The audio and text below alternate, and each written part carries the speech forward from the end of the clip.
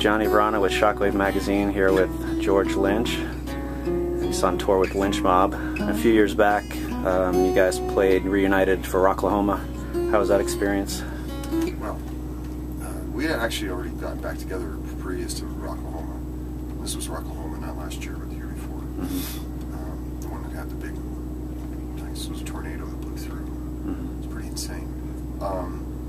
But yeah, you know, I mean, it was wonderful to reform and then play in front of a large audience, play a big stage, and present ourselves the way that we perceive ourselves being presented, and where the music was designed to be played in front of us. You know, I mean, when I write songs, I sort of imagine that, you know, in a kind of arena rock setting, and it's really the way it translates best, I feel. But that's probably the case for most bands. But it was a great show for us, you know, and so it gave us a lot of gas in our tank as far as energy and enthusiasm to keep us motivated to continue on for, you know, what's been now another couple of years. And, you know, we don't get to play Rocklahoma-sized venues all the time, so we've done a few festivals, you know, about 5 or 6, and those are great. Those are few and far between. The bulk of our work is doing things like we're doing tonight here in Jackson, Springfield, Virginia. So I think, what was it, 800, 900 seat club, and theaters and bars and whatever, you know. Like most rock bands of our genre and our generation, we do a lot of that, and you know, getting close to the people. Yeah. We could play arenas, but we decided not to. Right. Yeah, so since then you've put out an incredible album, and now you have, like, is this really the first big headlining tour where you're able to play a full set list that you've had as Lynch Mob band? No. Well, I mean, about 50% of our touring since we've gotten back together, and I think this has been about 3.5 years since we've been back together, me and myself. About half of it has been headlining, and half of it has been opening up for other acts. So we've been out with Michael Schenker a couple of times.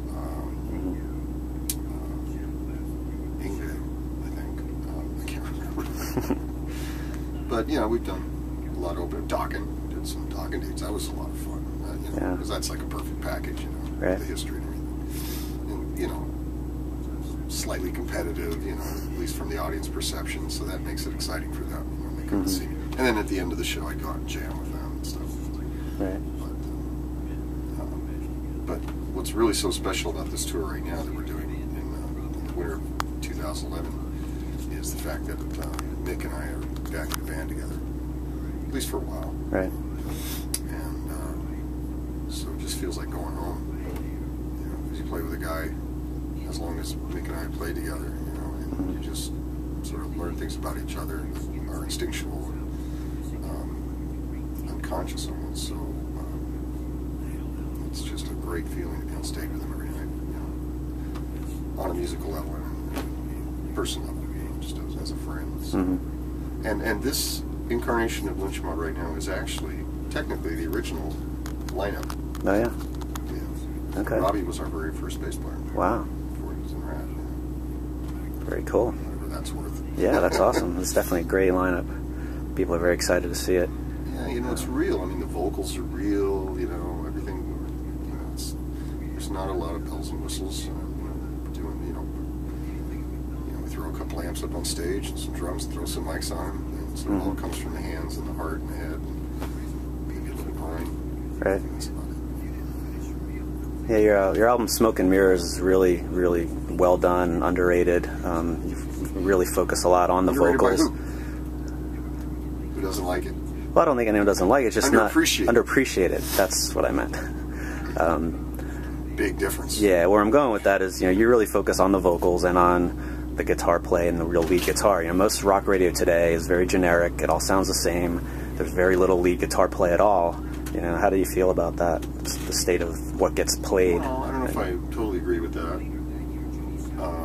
The analysis of the state of guitar in contemporary rock music, I think, is pretty vibrant right now. I mean, certain genres. I mean, it's not the 90s anymore. The guitars come back, roaring back, so all those little shredders that were tucked away in their bedrooms and woodsheds have emerged, and it's just a massive wave of young players now that are just phenomenal. So, I mean, you can't really make guitar irrelevant to rock and roll. It's kind of the same thing. Right. It's two sides of the same coin. I mean, you really can't have rock and roll without guitar. Guitar's become, you know, Americana and worldwide, and everybody plays it. And it's just part of our culture, so part of our history, and it's what sort of generates the music. I mean, just like in this band, I mean, everything starts with the guitar. I mean, we don't write songs on piano, keyboards, or brass instruments or anything. It all starts with the riff, which all comes from the blues. You know? It's just an evolution of the process and building on the shoulders of our predecessors. And we're just reworking old, you know, the stuff that we listened to when we were kids. You know? And they did that before them. Some younger bands are. I mean, I can't believe some of these younger guys come up to me, you know, and they weren't even born when I was making records, and they cite me as an influence, or people like me. And I just don't get it, because you don't hear it in metal music, obviously. You don't hear any Doc or Lynch Mob and, you know, Opeth. But I've had these guys all kind of come up to me and say, you know, that you're one of the guys. Well, I don't consider myself that, because I'm just a guy trying to, you know, copy the guys I listened to, which was Beck, Clapton, Page, and Hendrix, you know. So, and to add to that, I would say that my perception is that, from my vantage point, is that the guitar hero thing, in other words, the importance and the influence that the early guitar players had, were profoundly and exponentially larger than the new guitarists, and I think that diminished that effect continues from generation to generation. So, you know, Sunhouse and Muddy Water and Gatemouth Brown and all these like really super important guys that started everything and then led to, you know, the Four Horsemen, Beck, Page, Clapton, Hendrix. Right? They're the kings, they're the emperors, right? And I don't think anybody will ever eclipse that. And then, you know, you had Eddie and Yngwie, and then you've got the new guys now in the, you know, the 2000s that are just all Stradivariuses and stuff, and phenomenal. Or you'll have tremendous, like, Texas blues players, or, you know, whatever genre it is. But the newer players seem to have really focused on what it is that the technique that they're advancing, and honing their skills and getting, you know, just becoming scientists, but, or whatever it is, whatever style that they're playing. But you don't see a lot of the overall players like Hendrix and Beck that are just kind of do everything and have this astoundingly unique voice. And I think that's what's sad about the state of guitar. Not the fact that there isn't a lot of it, but that there isn't those giants. That's why I keep going back, why a lot of us keep going back to the early guys. Okay. Well, you've definitely been an influence on me and many people that I know, and I hope you keep writing and keep playing and continue. What else am I going to do? I can't fix your toilet, I can't mow a lawn, so I can't fix a car. Well, it's good to know. Yeah, that's what I do.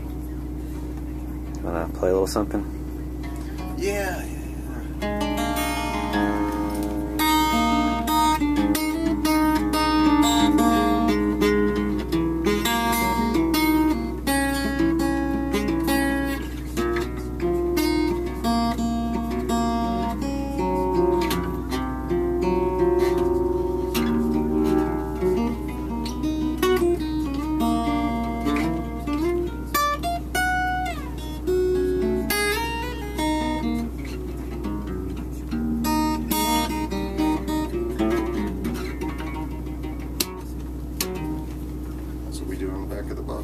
All right. Thank you.